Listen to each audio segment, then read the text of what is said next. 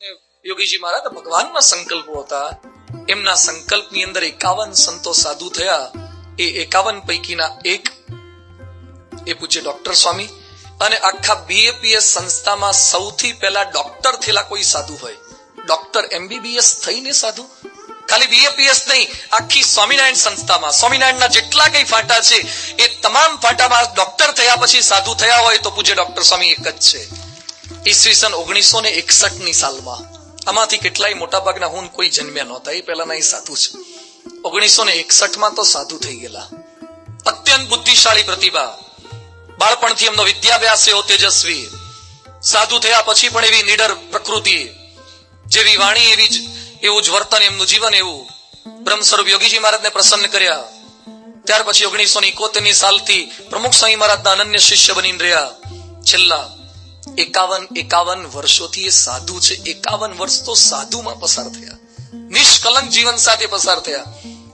એ જે જીવન જીવે છે, રોજ સવારે 4:45 વાગ્યાના ઉઠી જાય, ત્યારથી લેટ નાઇટ 12 વાગ્યા સુધીનો દૈનિક ક્રમ છે.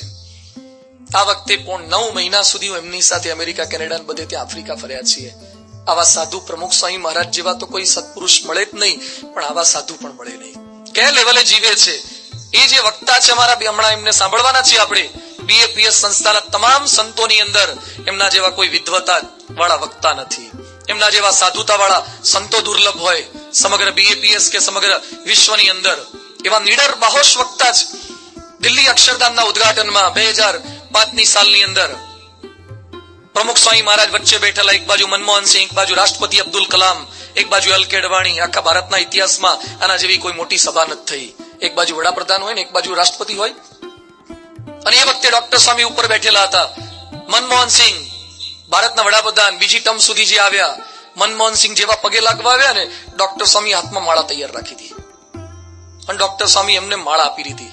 પાગડો મોટો હતો એટલે જતી નહોતી, પણ ડોક્ટર સ્વામી હાથમાં માળા આપીને કે ડોક્ટર સ્વામી કે બરાબર છો, તમે ભારતના વડાપ્રધાન છો, પણ જ્યાં સુધી ભગવાનને નહીં માનો ને ત્યાં સુધી વડાપ્રધાન બધું કશું ઓળખું નહીં થાય. મનમોહન સિંહને વાતો કરનાર ડોક્ટર સ્વામી આજે મોરબીની સભામાં આવ્યા છે. રાષ્ટ્રપતિ કલામને સંદેશ આપનાર એ આજે આપણને સંદેશ આપવાના છે. વચ્ચે પ્રવીણ તોગડિયા આવેલા, વિશ્વ હિન્દુ પરિષદના તેજાબી વક્તા, બહુ સારા કાર્યકર છે અને બિચારાએ પોતાનું આખું જીવન હિન્દુત્વ માટે કુરબાન કર્યું છે. સારંગપુરની અંદર વીએચપી ની સભા, પ્રવીણભાઈ તોગડિયા આવેલા ત્યારે પૂજ્ય ડોક્ટર સ્વામી વચ્ચે બેઠેલા, એક બાજુ પ્રવીણ તોગડિયા અને બીજી બાજુ બીજા કોઈક મહાનુભાવ હતા. પ્રવીણભાઈએ પ્રવચન પૂરું કરી લીધું પછી ડોક્ટર સ્વામી શું બોલ્યા કે હિન્દુત્વની આટલી બધી ગામ આખામ ફરીને વાતો કરો છો, પણ તમારા મા બાપને પગે લાગો છો? તોગડિયા કે ગામ આખાન ભાષણ હું ઠોકું છું, પણ મને કહેનારા ખાલી ડોક્ટર સ્વામી જ મળે, કે મને વાતો કરનારા ડોક્ટર સ્વામી જ. આવા એક સંત આજે આપણા આંગણે પધારેલા છે.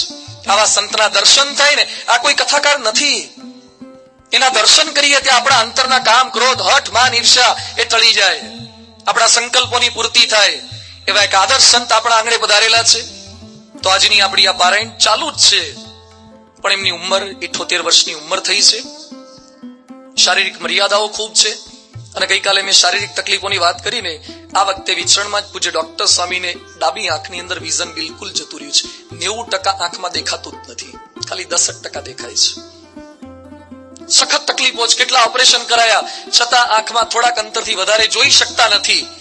મેં એમને પૂછ્યું, તમે 51 વર્ષ દેશ માટે, ધર્મ માટે, અધ્યાત્મ માટે, લોકો માટે ઘસાયા, એક સેકન્ડ નથી વેડપતા. તરત અહીંયા જોયું તમે લેટર લખતા હતા, એક સેકન્ડ વેડપતા નથી. જે જીવતા નથી એવી એક વાત કરતા નથી. તમે આટલી ભક્તિ કરી, સેવા કરી, છતાં ભગવાને તમારી આંખો કેમ લઈ લીધી? મેં એમને પ્રશ્ન પૂછ્યો. બધું લોકો તો આંધળા થાય તો ચાલે, પણ આવો સાધુ આંધળો થાય? એને આંખમાં તકલીફ ભગવાને આવી કેમ કરી? ડોક્ટર સ્વામી શું બોલ્યા કે અત્યાર સુધી લોકોને આપણે જે કથા કરતા તે કથા આપણને જ કામ લાગવી જોઈએ. તકલીફ તો આવે. મીરાબાઈને તકલીફ પડી, નરસિંહ મહેતાને તકલીફ પડી, એ કે મને બીજી આંખમાં થોડુંક તો દેખાય છે ને ચાલે છે. આજે એક જ આંખમાં દેખાય છે, છતાં દિવસની અંદર 14 કલાક લખે છે, મળે છે, દેશ વિદેશમાં સતત વિચરણ કર્યા કરે છે. આવા સંતની વાણીનો લાભ આપણે પ્રાપ્ત કરીશું, આપણી પારાયણ ચાલુ રહેશે. પૂજ્ય ડોક્ટર સ્વામી ડોક્ટરોની સૂચના છે કે બહુ જાજુ બોલવું નહીં. હમણાં જ ઓપરેશન કરાયા છે. ડોક્ટરોની સ્ટ્રિક્ટ વોર્નિંગ છે કે તમે વધારે પડતું બોલશો તો આંખની નસ પાછી ખેંચાશે અને તકલીફ થશે. છતાં એમને મોરબી માટે એટલો ભાવ. આ વખતે મેં ના પાડી, ના કે આટલા મોટા ભેગા થતા હોય તો મોરબીની જનતાને મારે મળવું છે, એ લોકોને મારે કઈક મેસેજ આપવો છે. એ બધા સાથે મારે વાર્તાલાપ કરવો છે. મોરબી માટેની એમની કરુણા છે. આંખે જોઈએ છે કેવા ચશ્મા પહેરીને બેઠા છે, છતાં પણ આપણને વાત કરવા માટે, આપણને મેસેજ આપવા માટે એ આવ્યા છે. એટલે વચ્ચેના ભાગમાં એમના આશીર્વચનનો લાભ આપણે પ્રાપ્ત કરશું. પછી યાદ રાખીએ, મારી પરેડ ચાલુ જ છે. આજે હું તમને 11:30 સુધી છોડવાની નથી.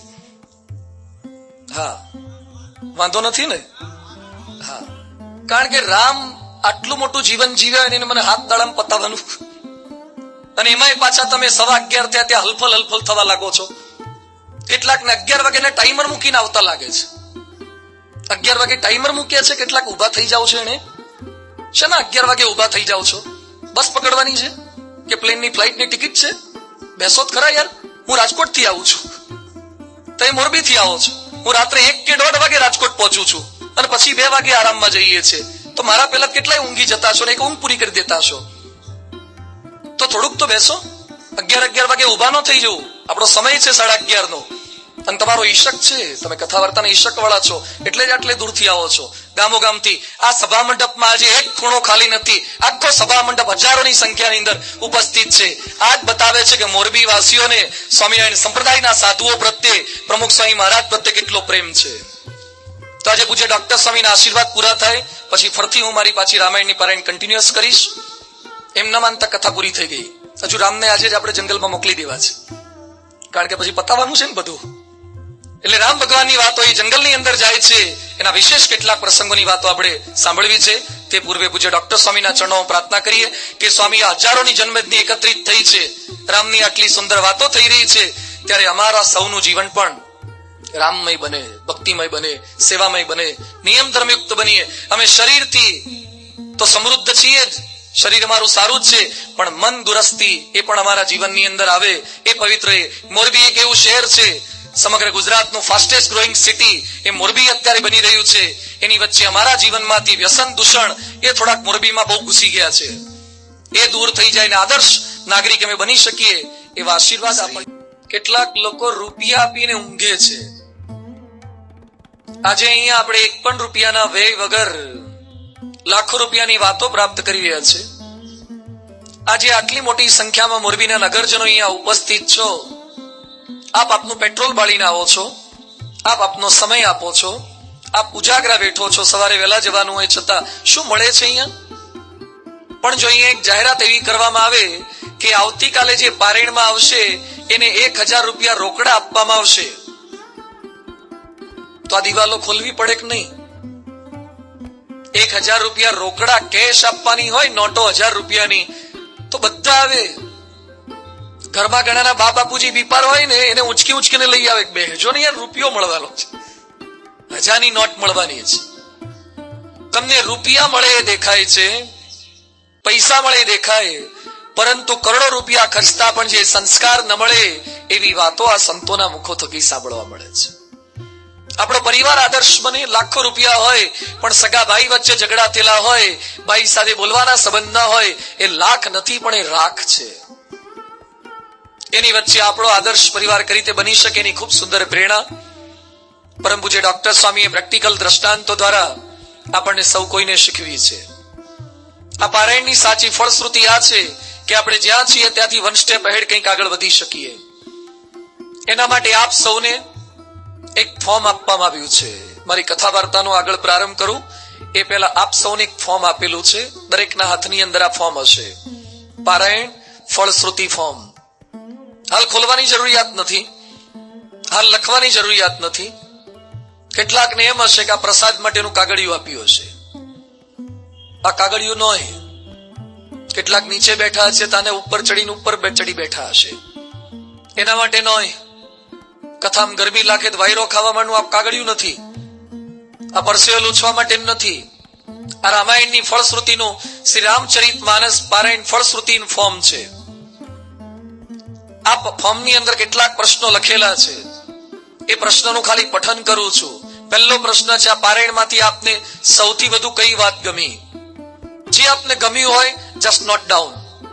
આ લખવાનું છે. આની અંદર આપે રામાયણનું કયું પાત્ર આપને સૌથી વધુ ગમે છે, શા માટે? કેટલાકને મંથરા ગમતી હોય તો લખો કે મને મંથરા જોડે ફ્રેન્ડશિપ હારી છે, લખો. તમને રામ ગમ્યા હોય લખો રામ. લક્ષ્મણ ગમે હોય લખો લક્ષ્મણ, સામેનું કારણ જણાવો. ત્રીજું, આપના ઘરમાં કયા કયા ધાર્મિક પુસ્તકો છે? આપણે હિન્દુ ઘરની અંદર શેમ્પૂના ખર્ચા કરી શકીએ, આપણે હિન્દુ આપણા ઘરની અંદર એર કન્ડિશન નાખી શકીએ, આપણે રોજના દિવ્ય ભાસ્કર, ગુજરાત, સંદેશ કેટલાય એવા હશે કે જેના ઘરની અંદર 3 થી નહીં 4 છાપા, ચિત્રલેખા અભિયાન બધા મેગેઝીનો આવતા હશે. હું છાપાનો વિરોધી નથી, તમારી પાસે પૈસા હોય, માહિતીની જરૂર હોય, પરચેઝ ઇટ, લાવો, ખોટી વસ્તુ નથી. પણ પેરેલલ આટલો આપણે છાપામાં ખર્ચો કરી શકતા હોય તો સાથે આપણા ધર્મગ્રંથોમાં ખર્ચો કેમ ના થાય? તો પ્રશ્ન એ પૂછ્યો છે કે આપના ઘરમાં કયા કયા ધાર્મિક પુસ્તકો છે? લખો. એ આપણે કયા કયા વાંચ્યા છે? કેટલાક પોતાના ઘરમાં રાખે પણ અડતા જ નથી.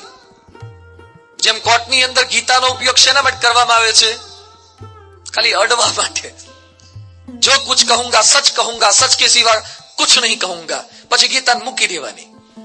એટલી વાર પૂરતું જ આવું બોલે, બાકી પછી ગીતા પછી તો પ્રોગ્રામ જ કરતો હોય છે. તો આપણા ઘરની અંદર જે કઈ ધાર્મિક પુસ્તક છે, કેટલાક શું કરે છે, પોતાના ઘરે છાપું ન આવ્યું હોય તો કોકનું મંગાઈ લાઈન વાંચે છે. કેટલાક પોતે ખર્ચો કરે એવા ના હોય ને તો પાનના ગલ્લે જાય અને રૂપિયાનું પાન ખાય અને 3 રૂપિયાનું છાપું વાંચીને જાય, ત્યાં જઈને છાપા વાંચી આવે છે. એમાં જેટલો ઉમળકો રહે છે એટલા આપણા ધાર્મિક પુસ્તકોમાં હોય તો લખો. એ ચોથો પ્રશ્ન, આ ભગવાનના દીવાબત્તી, માળા પૂજા, મંદિર દર્શન, દાન ધર્માદો કરો છો, આમાંથી મોટા ભાગના બધા દાન, સેવા, પૂજા, માળા બધું જ કરો છો, એનાથી તમારા જીવનમાં તમને શું લાભ થયો એવું લાગે છે? તો લખો. એ પાંચમો પ્રશ્ન, બાળકોના સંસ્કાર ઘડતર માટે આપ રોજ શું કરો છો? બાળકોને ટ્રેનિંગ આપવા માટે શું કરો છો? એની વિશેષ વાતો હું આવતીકાલે કરવાનો છું. બાળકોના સંસ્કાર ઘડતરની વાતો. અહીંયા બેઠેલા બધા જ વાલી છો, છતાં જે દુઃખ સાથે કહેવું પડે છે કે મા બાપને રડવું પડે છે. આવતીકાલનો મારો આખો ટોપિક એ બાળ સંસ્કાર પર છે. આજે તમારે તમારા દીકરાને રામ બનાવવા છે કે રાવણ બનાવવો છે? તમારા દીકરાને યુધિષ્ઠિર બનાવવો છે કે ધૃતરાષ્ટ્ર કે દુર્યોધન બનાવવા છે? આવતીકાલે નક્કી એ કરવું છે. અને તમારા જેટલા સગાવાલા મિત્રો હોય ને, જેના ઘરમાં દુર્યોધન જન્મ્યા હોય કે રાવણ જન્મ્યા હોય, જેને તકલીફો થતી હોય, બધા મા બાપને લઈ આવો. આવતીકાલે વાતો એ કરવી છે. આપણો સંકલ્પ એ છે કે આપણી ભવિષ્યની જનરેશન પાવરફુલ બને, નેક્સ્ટ જનરેશન. આજે અમેરિકા આટલો સમૃદ્ધ દેશ છે, પણ અમેરિકાને સૌથી મોટી જો કોઈ ચિંતા હોય તો પોતાની યુવા પેઢીની નેક્સ્ટ જનરેશનની. આજે મોરબીના પણ કેટલાક અમને અગ્રણીઓ મળ્યા, બધા અમને શું વાત કરે છે કે સ્વામી અમે તો બરાબર છીએ, પણ મોરબીની યુવા પેઢીની અમને બહુ ચિંતા છે, નેક્સ્ટ જનરેશનની સૌ કોઈને ચિંતા છે. તો એની વચ્ચે આપણી આગામી પેઢી એ વધારે સારી રીતે બની શકે એના માટે તમે શું કરો છો અને શું કરવું જોઈએ એ લખવાનું છે. છઠ્ઠું, આપના અનુભવના આધારે પરિવારના પ્રશ્નો માટે જવાબદાર કોણ છે? તમારી ફેમિલી અથવા કોકની ફેમિલી, માતા, પિતા, સાસુ, સસરા, પતિ, પત્ની, નણંદ, સંતાનો કે અન્ય. તમને શું જવાબદાર લાગે છે? ઘરમાં ઝઘડા થાય એના માટે કેટલાક લખો કે મારી પત્ની જ જવાબદાર છે, કેટલાક લક્ષક મારી સાસુ જવાબદાર. તમને જે લાગતું એ લખો. આપણે આના પર રિસર્ચ કરવું છે અને પરિવારના ઝઘડા મટાવવા છે. કોણ કોણ જવાબદાર છે બધાને કોર્ટમાં જ ભેગા કરવા, આ પારાયણ દ્વારા સુધારવા છે. સંકલ્પ આ છે આપણો, એ લખો. સાતમો પ્રશ્ન, દેશી ને વિદેશી ધાર્મિક આક્રમણોની વચ્ચે હિન્દુ સંસ્કૃતિની રક્ષા માટે પ્રત્યેક હિન્દુએ શું કરવું જોઈએ? આજે આ લોકોને પોતાના ધર્મની કેટલી અસ્મિતા છે. અમેરિકામાં આ વખતે અમે વિચરણમાં હતા, એક ચર્ચની અંદર એક પાદરીએ સંકલ્પ કર્યો કે કુરાન સળગાવવું છે. કુરાન કોનો ધર્મગ્રંથ છે? મુસલમાનોનો.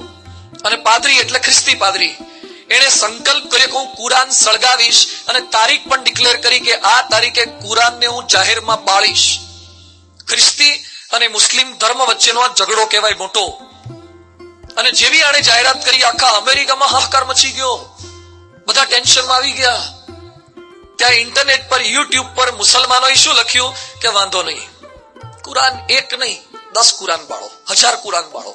પણ 9/11 ની ઘટના, જે વર્લ્ડ ટ્રેડ સેન્ટર તૂટ્યું ને, એ 9/11 કહેતા 11 સપ્ટેમ્બરના દિવસે થયું. એ જેમ 9/11 ની ઘટના થઈ હતી એવી 9/12 ની તૈયારી રાખજો. અમેરિકાના બિલ્ડિંગ માત્ર હેઠા પાડી દઈશું જો કુરાનને કંઈક કર્યું છે તો.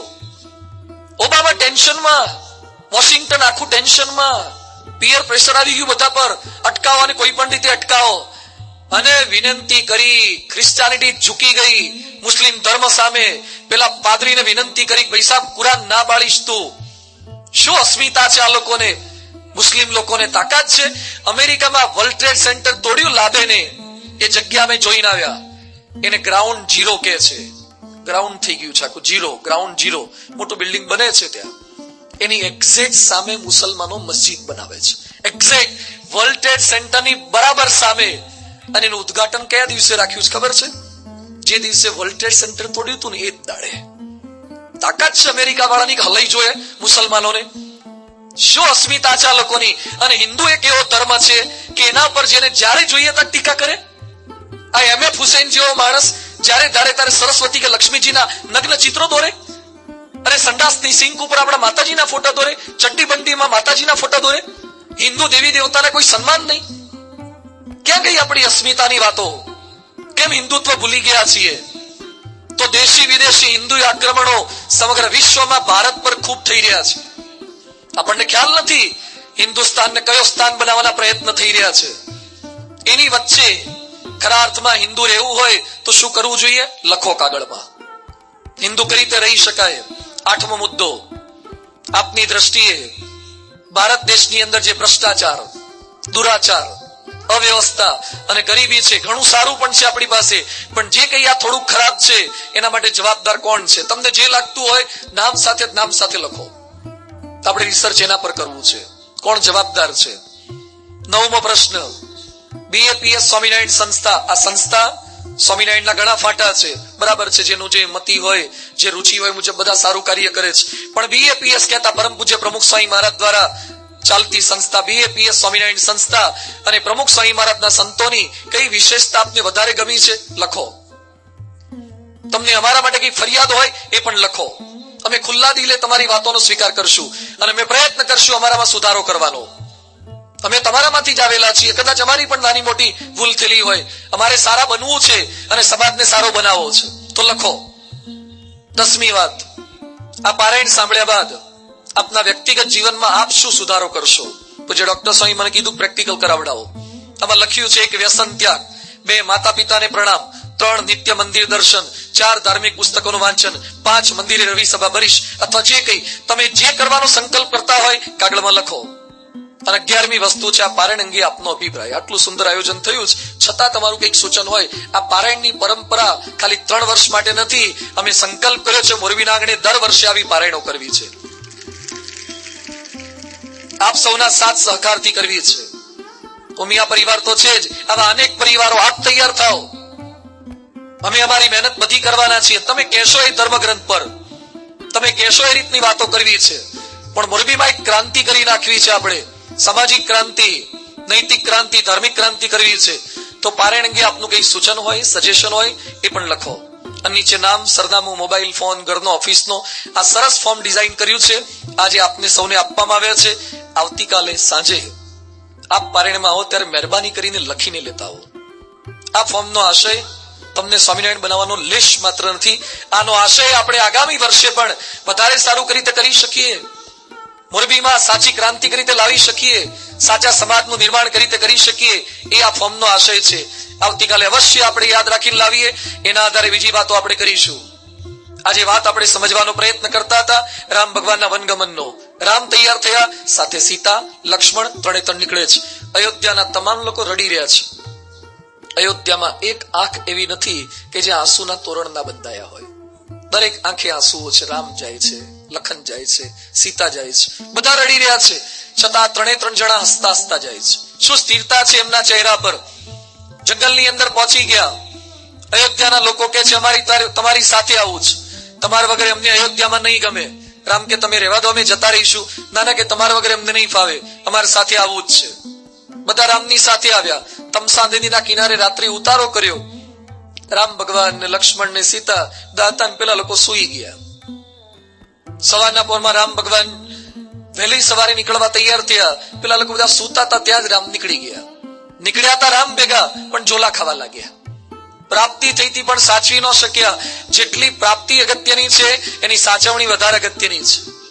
પરીક્ષામાં એક વખત પહેલો નંબર આવે તો બરાબર છે, પણ દરેક વખતે પહેલા નંબર લાવવા એ વધારે અગત્યનું છે. તો એને સાચવવી, એ વાતો આ લોકો ન કરી શક્યા. આમ બધા રામની સાથે નીકળ્યા હતા, પણ સ્વભાવનો ત્યાગ ન કરી શક્યા. તો રામ ભગવાન સીતા સાથે, લક્ષ્મણ સાથે એ આગળ વધી ગયા જંગલની અંદર. હવે જંગલમાં પોતે રહેવાના છે. અયોધ્યાના લોકો બધા પાછા વળી ગયેલા છે.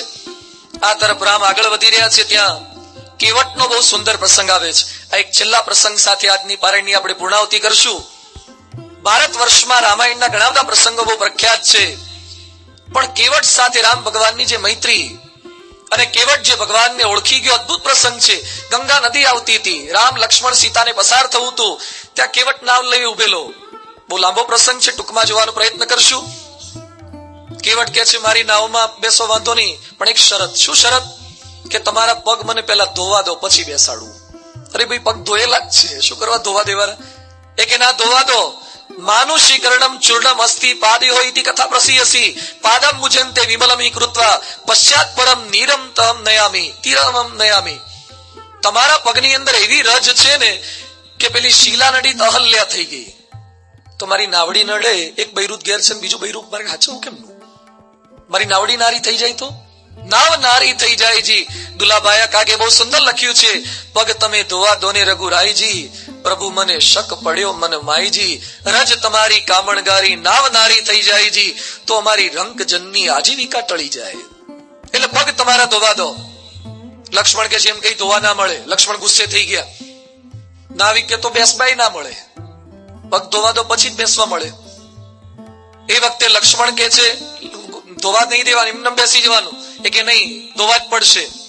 પછી નાવિક શું બોલ્યો? મને ખબર છે તમને તરતા નથી આવડતું, એટલે તમે જશો ક્યાં?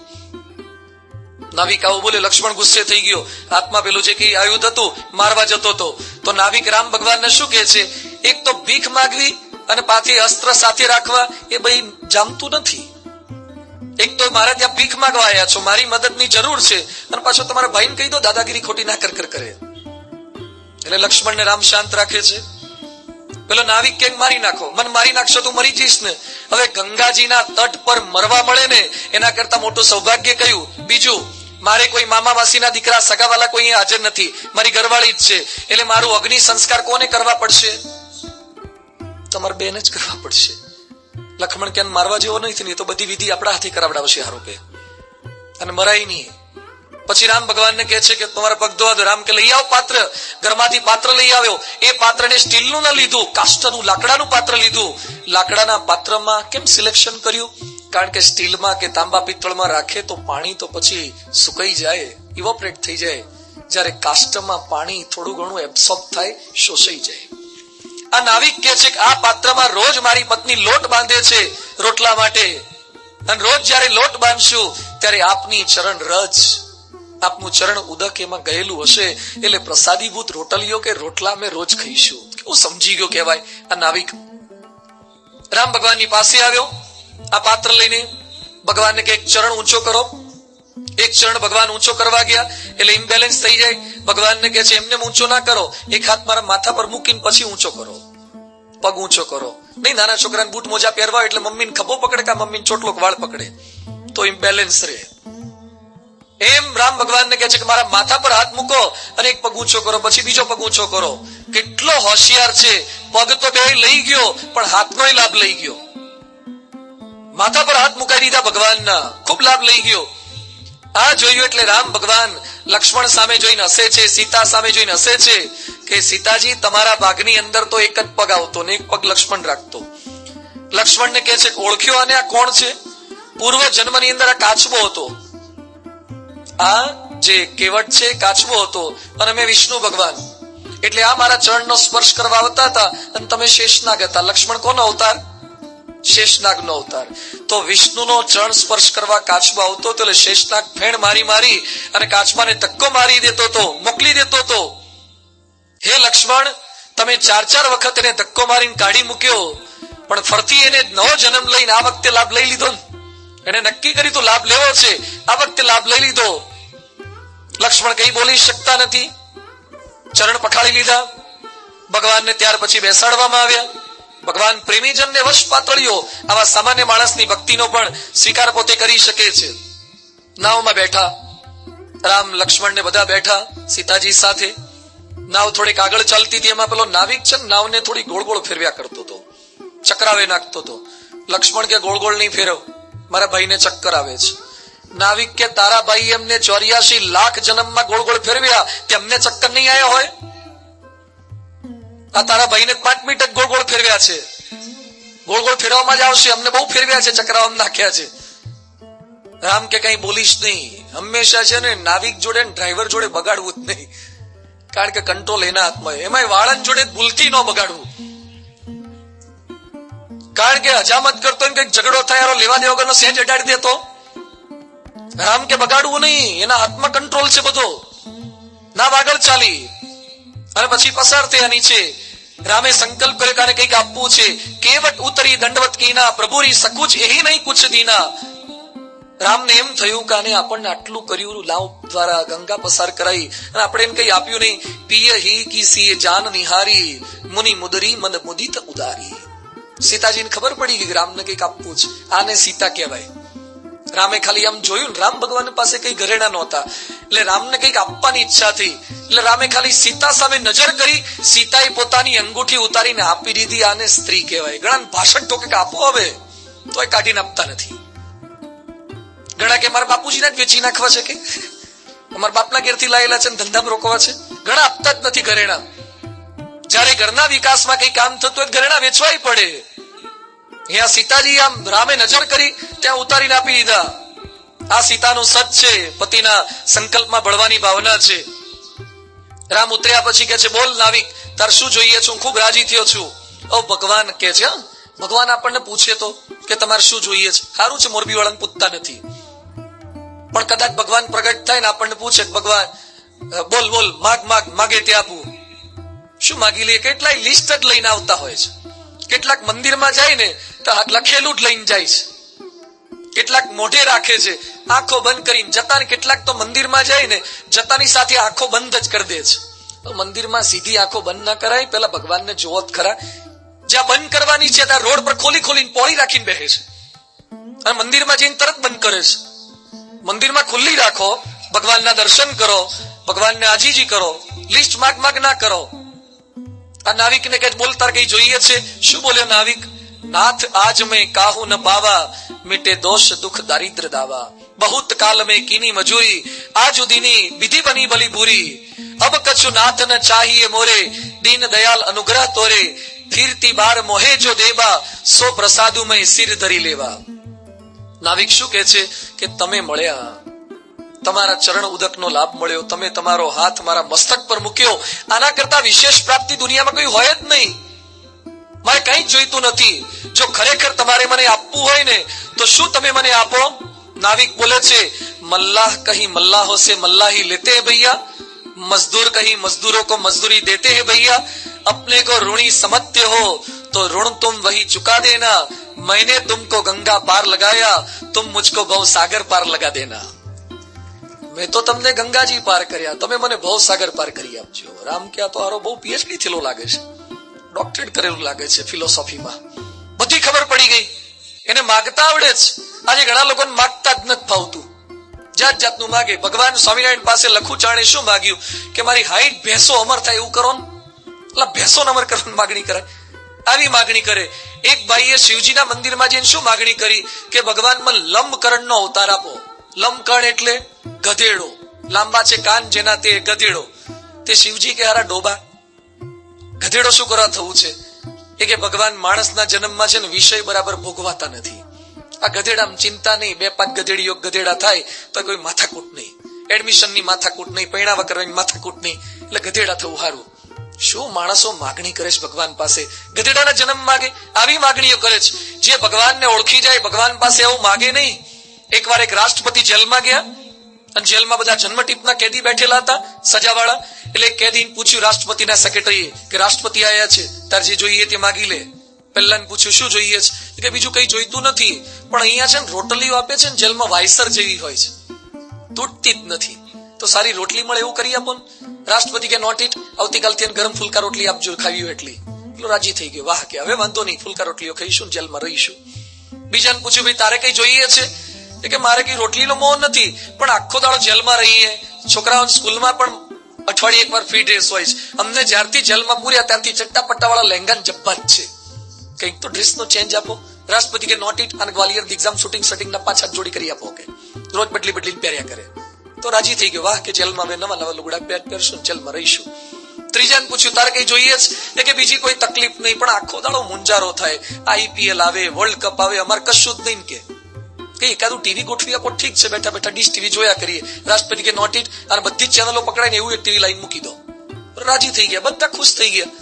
ચોથો કેદી એકદમ શાંતિ જ બેઠો, તેને જઈને પૂછ્યું, ભાઈ જોઈએ છે? નો ભાઈ, રાષ્ટ્રપતિ આયા છે, એ ધારે આપી શકે.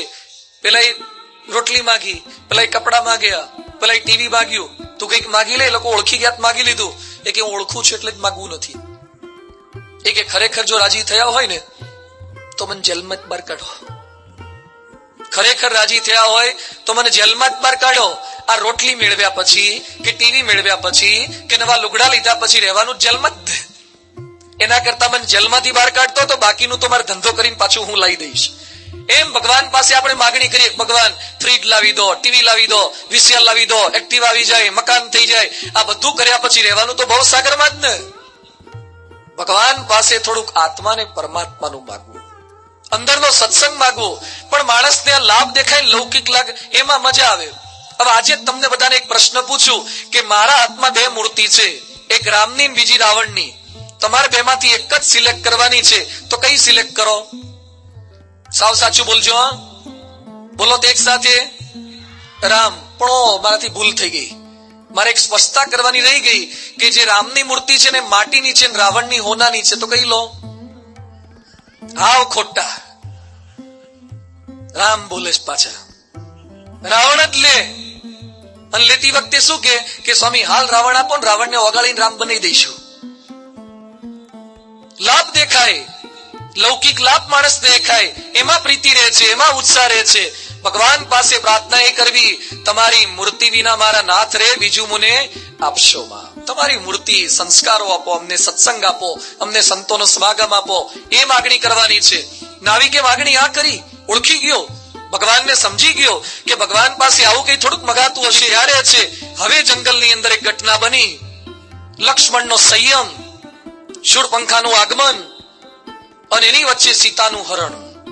રામાયણ બધી રીતે સુંદર છે, સીતાજી અદ્ભુત પાત્ર છે, છતાં આવતીકાલે બાળ સંસ્કારની સાથે સાથે ભગવાનના ધર્મપત્નીનું અપહરણ કેમ થયું?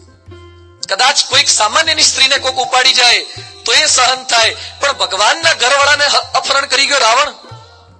સીતાજી કેમ ટકી ન શક્યા? સીતાજીને કેમ આવું દુઃખ આવ્યું? પોતાના પતિથી 1 વર્ષ સુધી રાવણના ઘરમાં રહેવું પડ્યું. એની વાતો આવતીકાલે કરવી છે.